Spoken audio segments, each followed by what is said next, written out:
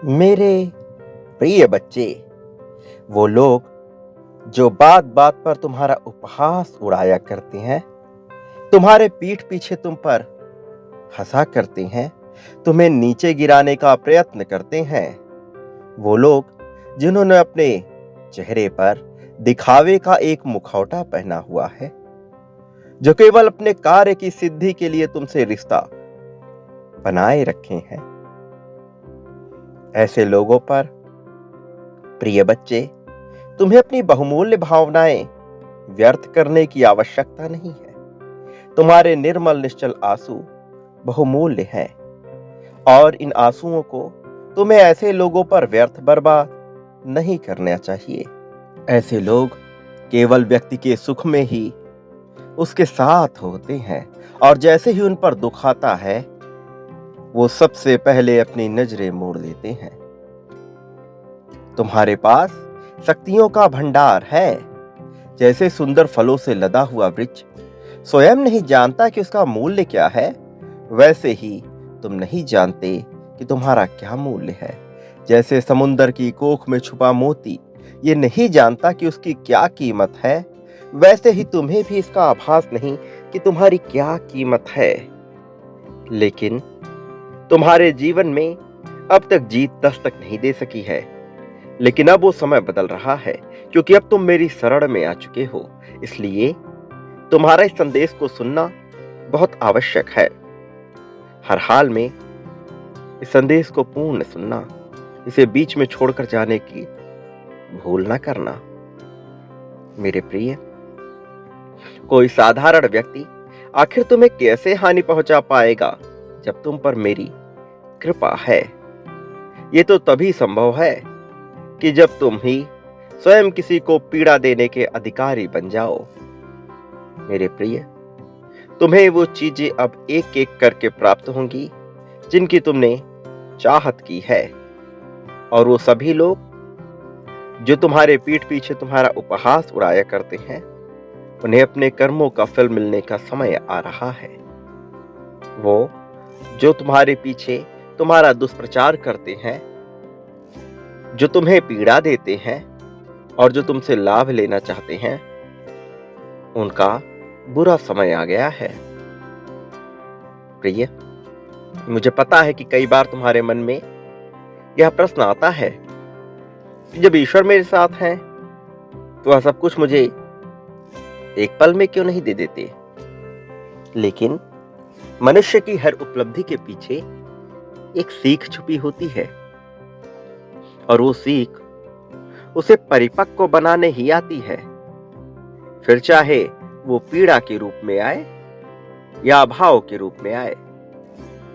मैं तुम्हें सभी चीजें एक साथ दे दूं तो तुम उससे कुछ भी सीख ना पाओगे। वह भी ना सीख पाओगे जिसे सीखने के लिए तुमने यह मनुष्य का जन्म लिया है। मैं तुम्हारी नियति जानता हूं। मैं जानता हूं कि यदि तुम्हें सब कुछ प्रारंभ से ही मिल गया होता, तो तुम कभी अध्यात्म की राह पर अपने कदम बढ़ा ही नहीं पाते। तुम्हारे मन की कमजोरी और तुम्हारी ताकत दोनों को ही मैं जानता हूं। इसलिए मैं जानता हूं कि तुम्हारा भविष्य कैसा होगा। मैं जानता हूं कि अतीत की किन गलतियों से तुम सीखे हो और किन से भी नहीं सीख पाए हो। इसलिए तुम्हारे जीवन में जो भी आ रहा है, उसे ईश्वर की मर्जी मानकर स्वीकार कर लेने में ही भलाई होती है। मेरे प्रिय बच्चे, तुम्हारे आसपास आनंद ही आनंद है। तुम सदैव खुशमय ही रहते हो, लेकिन तुम्हारे भीतर बसा मैं और कुछ बनने की चाह तुम्हारी खुशी को छिपा दे रहे हैं। मैं खुश होना चाहता हूं, मैं आनंद में रहना चाहता हूं। इस तरह के भाव तुम्हें चाहत के ही आवृत्ति में फंसाए हुए हैं, और मैं की भावना तुम्हारे भीतर के अहंकार को मरने नहीं दे रही है। इसलिए कुछ बनने की चाह या कुछ होने की चाह को अपने मन से मिटा दो और जो है उसे स्वीकार करो। अनिवार्यता की ओर बढ़ो। जीत तो तुम्हारे कदमों में स्वतः ही बिछ जाएगी। जिस प्रेम की तुम आकांक्षा करते आए हो, वो तो निश्चित तौर पर तुम्हें मिल ही जाएगा। और ऐसा नहीं कि वो मिल नहीं रहा, लेकिन तुम्हारी अपेक्षाएं किसी व्यक्ति से हैं, और यही अपेक्षा तुम्हारे दुख का कारण बनती है। जब तुम किसी से उम्मीद लगाते हो, वो आशा निराशा के अतिरिक्त कुछ भी नहीं होती। मेरे प्रिय, जब तुम अपने आप को साक्षी भाव में ना देखकर, दृष्टा की भांति ना देखकर, कर्म करने वाले प्राणी के रूप में देखते हो, तब तुम्हारे जीवन में समस्याओं का जन्म होता है। ये समस्याएं तुम्हारे विचारों का ही परिणाम है। ये समस्याएं तुम्हारे अपने ही विचार से उत्पन्न हुई हैं। ऐसा नहीं है कि मैं तुम्हारे जीवन में इन्हें भेजता हूं। ऐसा नहीं है कि परिस्थितियां इसके लिए उत्तरदायी हैं। ये तुम्हारे अपने विचार हैं जो इन समस्याओं को जन्म दे रहे हैं। ये वही अहंकार है जिस पर तुम काबू पाना चाहते हो। तुम बाकी मनुष्यों से बहुत आगे आ चुके हो। तुम अहंकार को समाप्त करने की राह में बहुत आगे आ चुके हो। लेकिन अभी कुछ चीजें हैं जिनसे पार पाना तुम्हारे लिए अत्यंत आवश्यक है। मनुष्य का मन कभी भरा नहीं। उसे जितना दिया गया, उससे ज्यादा की ही उसकी चाहत रही है। लेकिन क्या तुम्हें ज्ञात है कि मैं किसे प्रदान करता हूं वो सारी जीत जिसकी उसे चाहत होती है? मेरे प्रिय, जो व्यक्ति आभार के भाव में रहता है, जो व्यक्ति सदैव कमियों का विचार नहीं करता, जो शिकायतों के बजाय स्वयं को मजबूत बनाने पर जोर देता है, जो ये समझता है कि संसार में उसका कुछ भी नहीं है, फिर चाहे वह कोई निर्जीव चीज हो, कुछ सजीव हो, या फिर उसके अपने ही क्यों ना हो, जब वो ये जान जाता है कि यह सब कुछ केवल उपकरण मात्र है, उसका शरीर भी उसके लिए केवल उपकरण मात्र है, तब वो उन सभी जीत को हासिल कर लेता है जो एक सामान्य मनुष्य के लिए पाना अत्यंत मुश्किल होता है। तुम उस राह में आगे बढ़ रहे हो, तुम जीत की राह में आगे बढ़ रहे हो। लेकिन विचार करो कि तुम्हारे जीवन में ऐसी कौन सी बाधाएं आ रही हैं जिसकी वजह से तुम जीत को अपने पूरे मनोभाव से स्वीकार नहीं कर पा रहे हो। प्रिय बच्चे, ये समय हो चला है तुम्हें जीत प्राप्त करने का। बहुत लंबे अरसे से तुमने प्रतीक्षा की है। बहुत लंबे समय काल से तुम इसी समय के इंतजार में रहे हो। लेकिन अब जब ये तुम्हें प्रदान किया जा रहा है, तो ऐसे कौन से अवरोध हैं जो इसे हासिल करने से तुम्हारे हाथों को बांध रहे हैं? मेरे प्रिय बच्चे, तुम अपने साथी से जिस प्रकार के प्रेम की आशा रखते हो, वो आशा ही गलत है। वो आशा निराशा का ही दूसरा पहलू मात्र है। वो निराशा से बढ़कर कुछ भी नहीं है। तुम जिस प्रकार के बंधनों में बंधे हुए हो, उसका विचार करो कि वो कौन सी जंजीरें हैं, वो अदृश्य जंजीरें जिनसे तुम बंध चले हो। मेरे प्रिय बच्चे, इसका विचार करो। ये विचार जो तुम्हारे मन में पनप रहा है, वो नकारात्मक है, और तुम्हें इसे सकारात्मक विचारों से बदलना होगा। तुम्हें अपने विचारों पर नियंत्रण लाना होगा। तुम्हारे विचार जो किसी भी दिशा में भटक रहे हैं, क्योंकि तुम ध्यान के मार्ग में नहीं आ पा रहे हो। वास्तव में वास्तविक धन ध्यान ही है। जिस मनुष्य का ध्यान क्षण भर के लिए भी लग जाता है, वो इस संसार में विजय को प्राप्त कर लेता है। जब मैं तुमसे ध्यान की बात कर रहा हूं तो मेरा ये अर्थ नहीं है कि तुम किसी एकांत कमरे में बैठकर बंद आंखों से कुछ विचार करो। मैं ध्यान हर चीज में करने को कह रहा हूं। मैं बात कर रहा हूं होश पूर्वक जीवन जीने की। मैं बात कर रहा हूं ऐसा कार्य करने की जो तुम्हारी स्वेच्छा से हुआ हो, जो तुम्हारी चाहत से हुआ हो। इस संसार में तुम बहुत से कार्य केवल अवचेतन मन के कारण करते हो।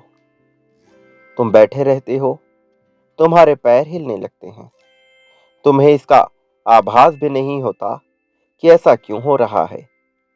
कई बार तुम शांति से बैठे रहते हो और तुम्हारे हाथ अनावश्यक ही कुछ कर रहे होते हैं।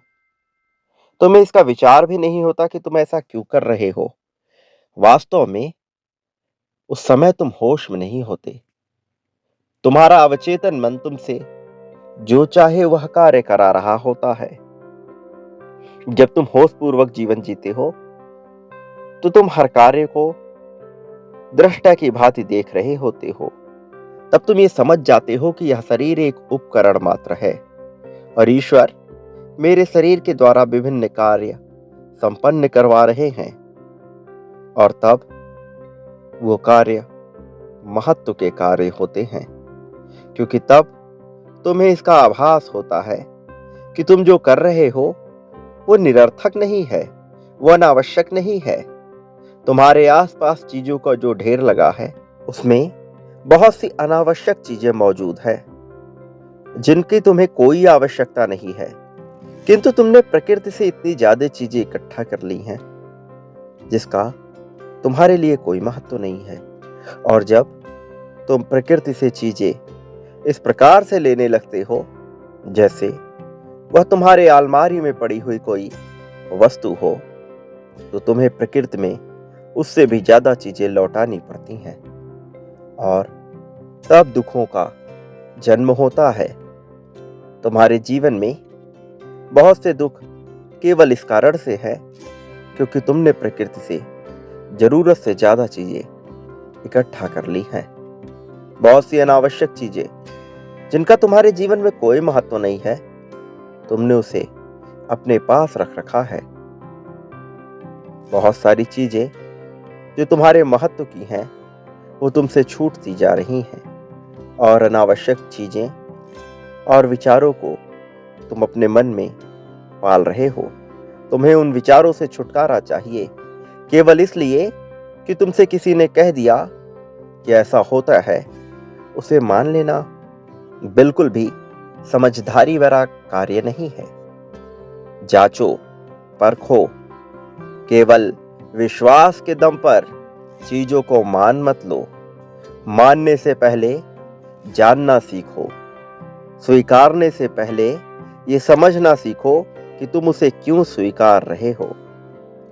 ईश्वर के नाम पर भी बहुत सी भ्रांतियां फैलाई गई हैं। तुम्हें सब कुछ नहीं स्वीकार कर लेना है, तुम्हें समझना है अपने जीवन के अनुभव से और तुम्हारे जीवन में क्या लाभप्रद है। इन बातों से तुम जीवन में प्रगति को प्राप्त करने वाले हो और जब मनुष्य के जीवन में प्रगति आती है तो उस पर बहुत बड़ी जिम्मेदारियां भी होती हैं, क्योंकि यदि किसी के जीवन में राजयोग फैला दिया जाए और वो राज्य करने के योग्य ही ना हो तो बहुत दुर्दशा होती है। मैं नहीं चाहता कि तुम्हारे जीवन में किसी प्रकार की दुर्दशा हो। मैं नहीं चाहता कि तुम्हारे जीवन में किसी प्रकार की विपत्ति आए। इसलिए तुम्हें गूढ़ता से, गहनता से अपने जीवन को समझना होगा। तुम्हारी जीत सुनिश्चित है। इस बात को स्वीकार कर अपने जीवन को बेहतर दिशा में ले जाने का प्रयत्न करो। तुमने सही मार्ग का चुनाव कर लिया है और अब समय हो चला है तुम्हारी जीत का। इसलिए स्वयं पर नियंत्रण लाओ, होश पूर्वक जीवन जियो। किसी के कुछ कह देने मात्र से जीवन बिल्कुल भी नहीं जीना। पहले जांचना, परखना, जानना, उसके बाद ही किसी बात को मानना। मेरे प्रिय बच्चे, अब जब तुम्हारी जीत का समय आ गया है, तो तुम्हें अपनी जिम्मेदारी उठानी होगी। अपने जीवन को वास्तविक अनुशासन की ओर ले जाना होगा।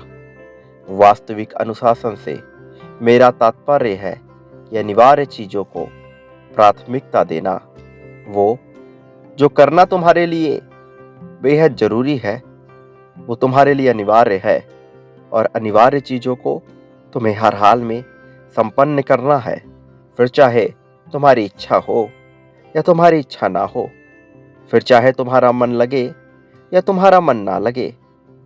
बहते जल की भांति तुम्हें उस राह पे बढ़ चलना है जिस ओर जीवन की नदी तुम्हें लेकर जाए। और जब जीवन की नदी की धारा में तुम बहते जल की भांति सहज रूप में बहने लगते हो, उसी प्रकार से कार्य करने लगते हो, तो एक दिन परमात्मा रूपी समुद्र में तुम्हारा मिलन हो ही जाता है। इस मिलन को कोई टाल नहीं सकता। वास्तव में यही वास्तविक मिलन होता है। जीवन मरण के चक्र से ऊपर जीवन का वास्तविक मिलन, ऐसा मिलन जहां के बाद केवल परम आनंद प्राप्त होता है, जहां के बाद दुख मनुष्य को कभी छू भी नहीं सकता। तुमने जिस दिन से अध्यात्म के पथ पर अपना कदम बढ़ाया है, तुम उस दिशा की ओर बहने लगे हो। तुम परम चित्त आनंद में समाहित होने लगे हो। और अब जबकि तुम इस राह में आगे बढ़ चले हो, तो तुम्हें भयभीत नहीं होना है। तुम्हें राह में आ रही चुनौतियों से घबराना नहीं है, बल्कि स्वीकार करना है। अपनी आदतों को तुम्हें ठुकराना नहीं है, बल्कि स्वीकार करना है। क्योंकि जब तुम चीजों को स्वीकार कर लेते हो, तब तुम जान जाते हो कि उसका महत्व कुछ भी नहीं है। तब तुम जान जाते हो कि तुम जिस चीज के लिए परेशान थे, वो तो तुम्हें सहज रूप में स्वतः ही मिल जाता। जिसके लिए तुम इतने विलाप कर रहे थे, उसका वास्तविक महत्व क्या है, तुम ये समझ जाते हो। और तब तुम्हारे भीतर का सारा भय निकल जाता है, और उस परम चित्त आनंद में तुम समाहित हो जाते हो। तुम मेरे अंश हो, परमात्मा के अंश हो। मेरे प्रिय बच्चे, अब मैं तुम्हारी जीत सुनिश्चित कर रहा हूं। भय निकाल फेंको, और एक बात सदैव याद रखना, मेरा आशीर्वाद हर हाल में तुम्हारे साथ है। सदा सुखी रहो। तुम्हारा उत्थान होगा।